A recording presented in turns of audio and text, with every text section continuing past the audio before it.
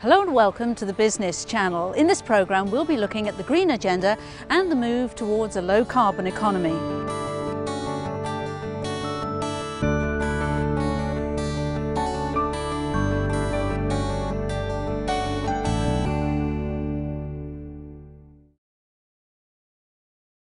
As climate change moves up the public agenda in Britain, organisations in all sectors are under pressure to reduce their carbon footprints.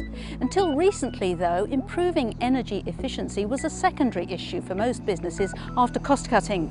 But now it's recognised as fundamental and as a major source of financial savings. The green revolution, as we like to call it, is we'd say pivotally important. You know, the science is now really irrefutable. If you're a major shareholder in a coal-fired power station, you might still be in a state of psychological denial about it, but all the scientific evidence tells us that carbon dioxide and other noxious gases released into the atmosphere are making the most significant contribution to the global warming problem that's causing our climate to change. We face an urgent environmental and economic imperative to act on climate change. We're experiencing the effects of climate change now. That is a real threat to our economy. We also have an economy which is increasingly exposed to a very volatile global energy market through such things as energy price hikes. So it's a huge challenge. We need to act on that now. But it's also a huge opportunity for businesses in the UK. The global low carbon market is estimated in the region of £3.2 trillion a year, and it is growing at around 4% per year. That is a big opportunity, and we want to make sure that UK business access and take their fair share of that market. A green business is a valuable business for two basic reasons. The first is that a green business is an efficient business. Whether it's efficiency in terms of its energy use, in terms of its use of other resources, in terms of the way that it manages waste and recycles, fundamentally a green business should use less inputs than any other business. The second reason why a green business is a valuable business is that becoming green, becoming environmentally friendly, becoming socially responsible requires an emphasis on the governance of the business that will really drive the agenda and drive value. SB Energy provide an energy management solution to organisations to help them reduce their energy costs and also lower their emissions. The green agenda to ourselves is very important. We think it's imperative that we practice what we preach. So in our working environment, we endeavour to be as green as we possibly can. Each time we take on a new school client, we plant a tree, and the school in turn receives a certificate from the Woodland Trust, who are a woodland conservation charity. And we think this is the most natural way of taking CO2 out of the environment. In terms of our clients, the green agenda is important because companies seek to gain a competitive edge in the marketplace. A green revolution and a desperate need to drive down those emissions, reduce our carbon footprint, as we would say is pivotally important. And the leading technology for delivering that is wind energy. Most agree that renewables are key to addressing the energy crisis, but the government estimates that at least £100 billion will need to be invested if we're to meet the target in its carbon plan, that 30% of our power must be generated from renewables by 2020.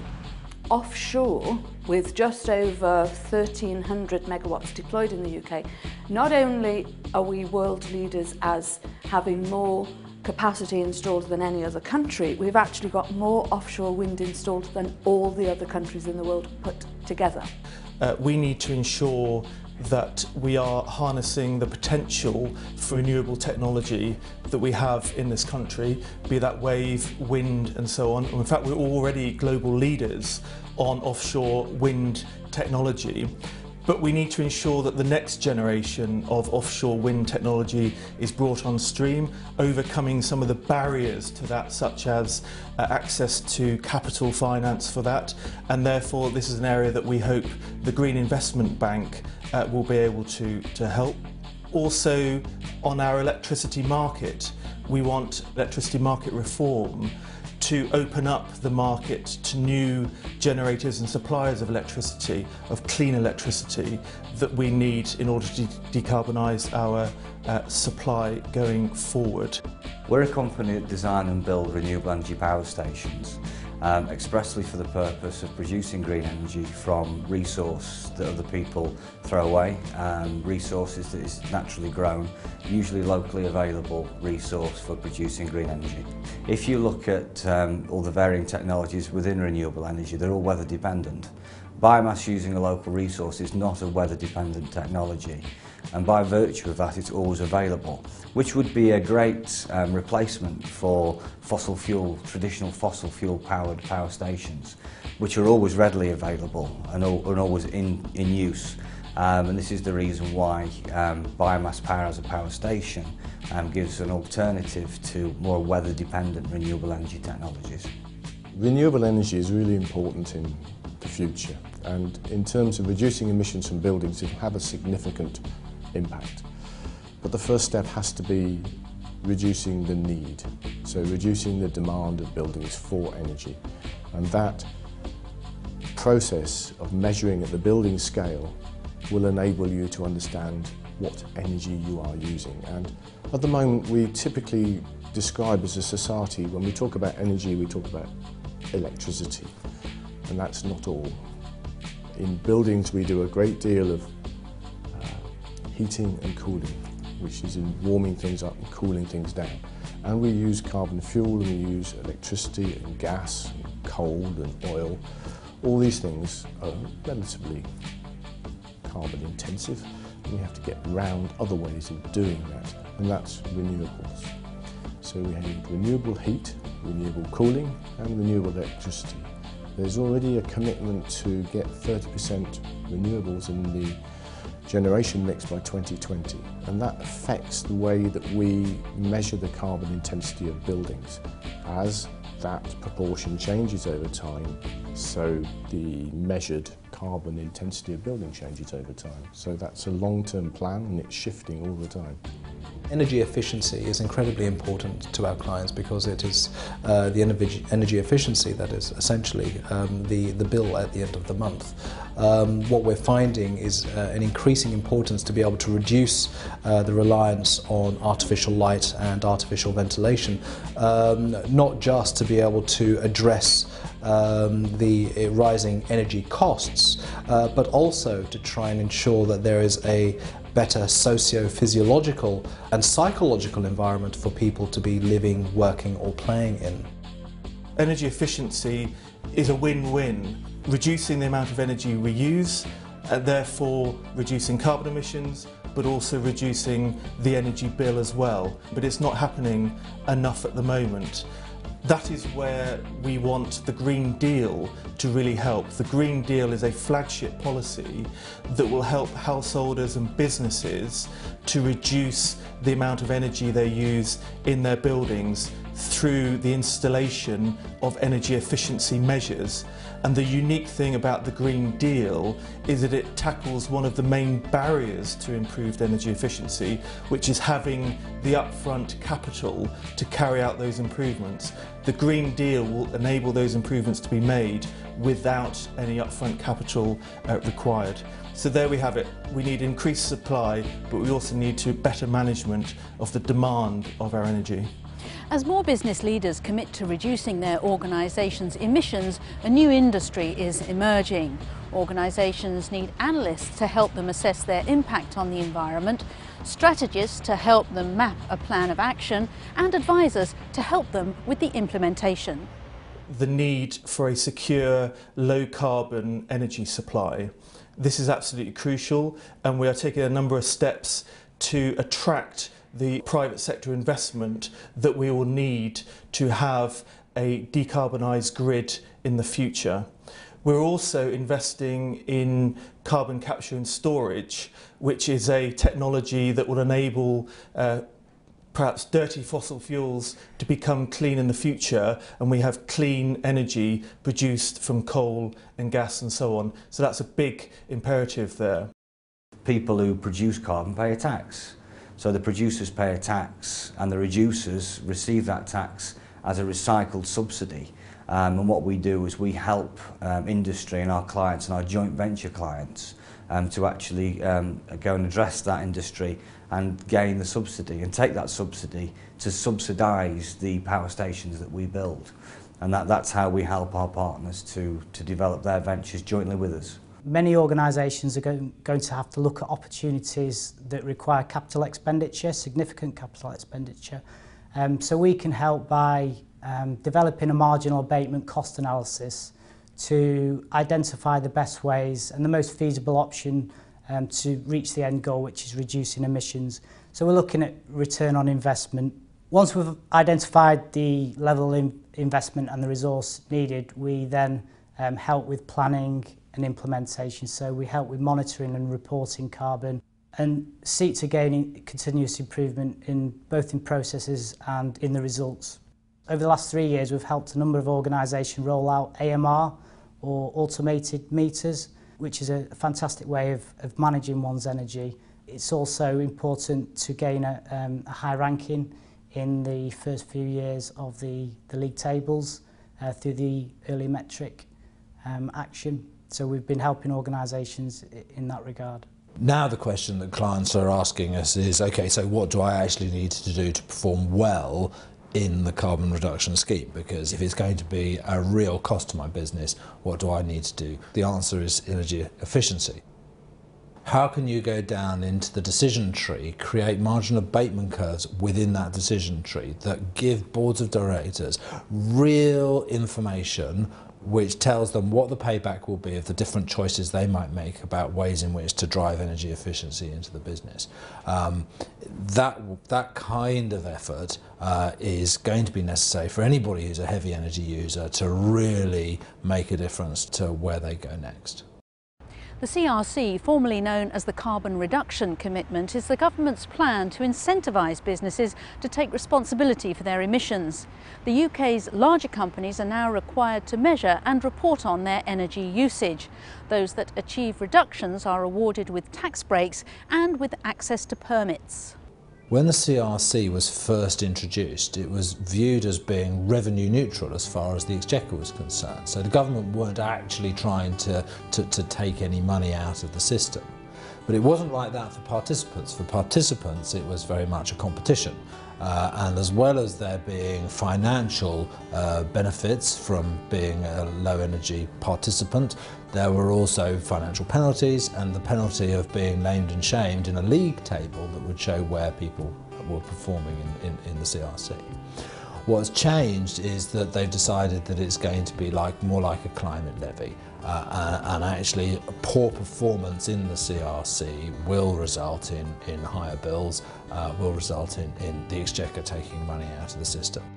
We welcome the news from Climate Change Secretary Chris Huhne that 12,000 organisations would be exempt, those that were information disclosures, because a number of our clients were within this field. I think that we would revert back to the initial proposal of the bonuses being recycled back to the highest achievers in terms of reducing their emissions.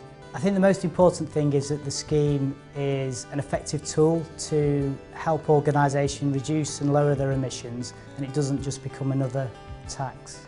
It's worth remembering that the scheme has been around, at least in the minds of businesses, for about 3 years. So organisations have begun to act on it. We've worked with about 400 different organisations, helping them to get ready for the CRC. Now, with the changes that come into place, what we're seeing is that organisations, whilst they're disappointed with the revenue-raising aspects of the changes, they're more disappointed that the scheme has not been simplified and made less difficult for them to implement. In CBI membership, there are many businesses that are going to be captured under the Carbon Reduction Commitment Energy Efficiency Scheme, and we see it in principle as a really useful scheme for driving energy efficiency, particularly the reputational and cost angles of the CRC. But one of the challenges for the scheme is that actually it's become very complex, and so in fact what we're finding is some members are focusing more on the bureaucracy of filling out forms than actually what the aim of the scheme is, and that is to think about how they reduce their energy. And one of the challenges with the CRC is that it overlaps and is creating a complex policy environment for businesses, there are other schemes and other pieces of regulation out there that also require reporting, such as the EU Emissions Trading Scheme, and we expect in the future to have some form of mandatory carbon reporting. So what you find as a business is you end up filling in 3 different spreadsheets, one for the carbon reduction commitment, one for EU ETS, and one possibly for carbon reporting. And that just makes it very difficult for businesses. It makes it a very time-consuming exercise. What we need to think about is how we can make it simpler for businesses to apply. So we've heard that government policies have been introduced to encourage companies to assess and report on their emissions. And while the prospect of being named and shamed is enough to drive compliance, there are other benefits. Green companies are popular with customers and cheaper to run. The biggest challenge that our clients face in reporting is the huge range of things that they could possibly be telling the outside world. And to be able to gather information and have some real focus about what they're saying is proving quite tricky. The key to overcoming some of the challenges that they're facing is really not to look at sustainability reporting as a brochure or an advertisement for the organisation, but to think of it as being a critical part of stakeholder engagement and a critical part of reporting to the wide variety of stakeholders who have an interest in business. What we do at the CBI is we bring together a group of businesses, we develop a particular position on a policy, and then we use that position to talk to government. So a really good example of the work we've done is around carbon reporting, where we brought 15 experts from member companies around the table to think about, well, if UK businesses are going to report their emissions, what's the best way to do that? How do we develop a common approach to reporting carbon? We developed some proposals that went into a report. We then used that report to talk to government, and actually what ended up happening is that government adopted many of those proposals in their revised guidelines for reporting. And this is exactly what we've been trying to do at CBI. We've been trying to take a proactive approach to developing policy that is, on the one hand, business friendly, but on the other hand is also achieving our environmental low carbon goals. We have an interesting relationship with government because we're trying very much to be a progressive provider of solutions for government. So we obviously have lots to talk about. We want to be sitting around the table. We want to be discussing how you develop policy. There are inevitably, of course, some areas where we have slightly different views from government, and we have to talk through those in a constructive manner. The private sector expects the government to meet it halfway. That means fair legislation that's communicated to the business world clearly. We're now moving into another period of major change on government policy. This government has claimed to be, promised to be, the greenest government ever many, many times. We'd say they've passed the first green litmus test, but we still have a long, long way to go. They have commitment to green, they have commitment to achieving our binding European Union targets, but they also have a huge commitment to carbon reduction. I would try and encourage government to give a fixed subsidy. At the moment, the subsidies that we receive are recycled, and because they're recycled, they're market dependent. On the continent, they get a 20-year fixed fee for the power they produce. It makes it very easy to go into the investor marketplace and encourage investors to invest. If the British government could actually embrace a fixed fee for, say, a 20-year contract, that way investors would invest more money, more private funds. But I guess some of the other ways in which we need to take action in the UK, and we need government action to facilitate businesses in the low carbon agenda, is around planning. We need to make sure that we have speedy decisions on planning applications. We're also looking at the CBI in terms of the energy mix and the ways in which we can ensure that we have a diverse energy mix that is both low carbon and secure. We've also been looking at energy efficiency. Obviously, buildings and the emissions in buildings is an important piece of the low carbon story, and the ideas that government have around a Green Deal are really exciting and could offer a really unique opportunity, if done properly, to reduce emissions, particularly in households. Surprisingly, buildings are one of the biggest sources of carbon emissions. At every step of the way, from design to laying the foundations to furnishing and maintaining buildings, consideration needs to be given to the environmental consequences. Buildings in the UK contribute to 50% of the CO2 emissions within the UK. 30% of that is from domestic housing, would you believe? Commercial buildings where we operate is a high impact value of CO2 emissions into the UK. Our job is to reduce those CO2 emissions. In terms of building the low carbon economy, we have been set challenges by the government and by the European Union to slash carbon intensity by 80% by 2050 and to deliver zero carbon new buildings by 2019. Now, nobody's ever built a zero carbon building, or arguably they claim they have, but effectively no new buildings are yet zero carbon. So now we as an organisation have to help our members learn from each other how they're going to do that so that all new buildings can be zero carbon. And then we have to understand how the whole of society can change all its building stock so it remains low carbon. There are approximately 26 million buildings existing in the UK. The rate of replacement of those buildings means that we could replace the whole lot in about 400 years.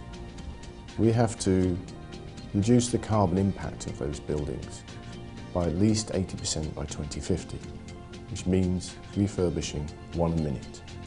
In today's environment, every company's got a responsibility to lower the emissions in every way, shape or form. Comserve play a major role with our customers to advise as well as implement overall performance contracts to achieve the overall solutions. From the very outset, as part of our company governance, we will look at existing contracts and advise our customers that we can implement an overall performance criteria to achieve these areas. Also, with new contracts and new contracts that we've won, it's part of our added value to inform them that there should be actually targeting areas there to reduce consumption on every level. We can help people reduce and manage their carbon emissions by first of all ensuring they understand how to measure them correctly, and display energy certificates are an excellent way of doing that. That allows you to see where you're actually using your energy in a building and to then analyse it, which we can help our members do. We publish guidance documentation, technical memorandum 46 is display energy certificates.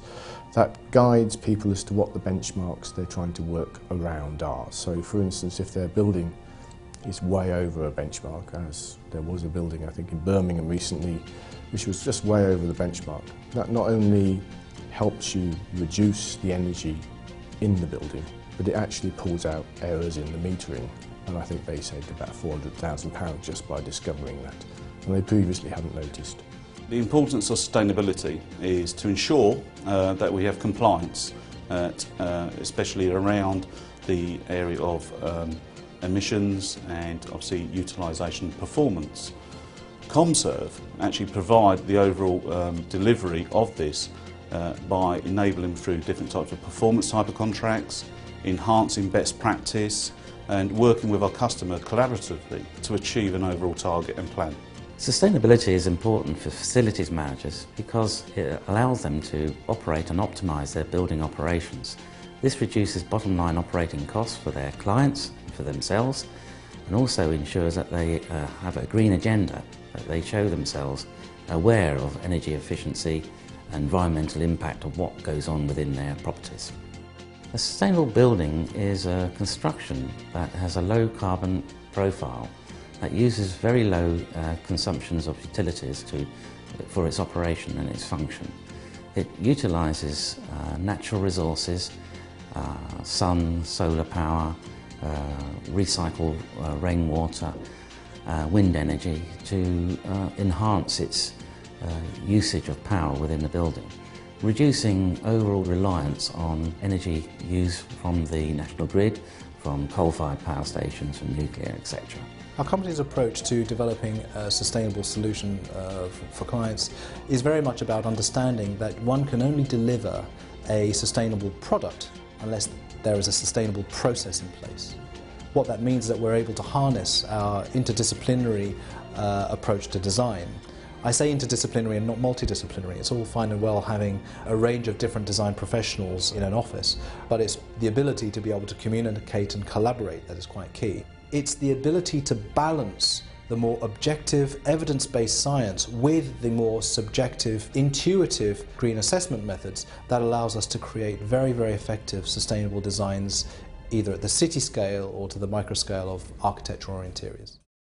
If the renewable energy sector is to meet its targets, it'll need a skilled labour force. Yet this relatively new sector has yet to attract the numbers of people that it will need. That means that there's a need to train up people from other sectors. The transition to a low carbon economy is going to require a massive injection of new skills. Skills looking at the new technologies of tomorrow, be that the new transport arrangements that we will need, ultra low carbon vehicles for example, through to the next generation of offshore wind turbine or micro generation for smaller scale activities. That is going to require a renewed interest from our youngsters in the low carbon economy, a focus on STEM skills, that's science, technology, engineering, mathematics, and it's my ambition to really encourage youngsters to be aware of this new economy and to be involved in it through the choices that they take of their education. We also see a big role for apprenticeships as we transition to a low carbon economy. Take for example the rollout of smart meters.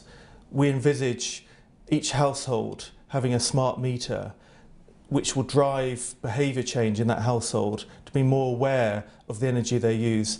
That will require a huge rollout and retrofit of properties, and there are going to be new skills that are going to be required for that, but also apprenticeship opportunities with that rollout.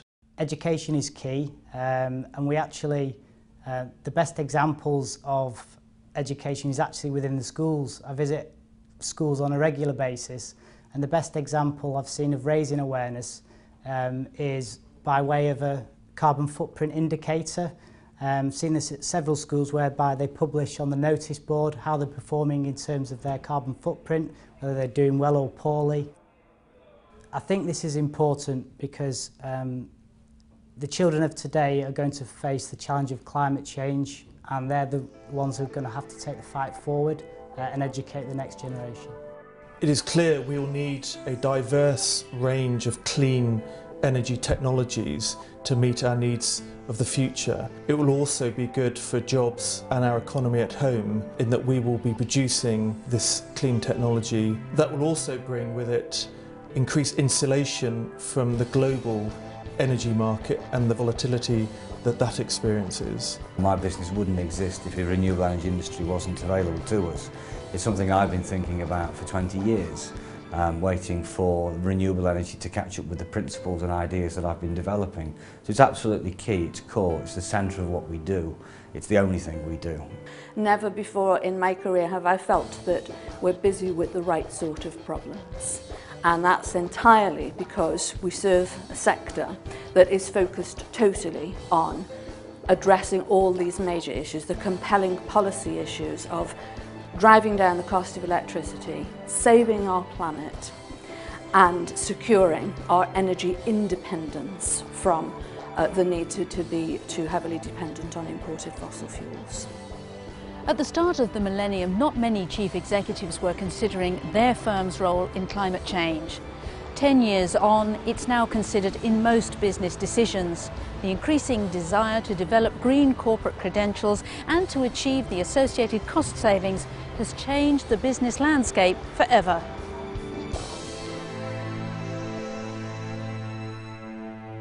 Well, that's all we've got time for in this episode, but if you'd like to find out more about any of the organisations that we've featured, then check out thebusinesschannel.tv or download via iTunes by searching for The Business Channel TV. Bye-bye for now.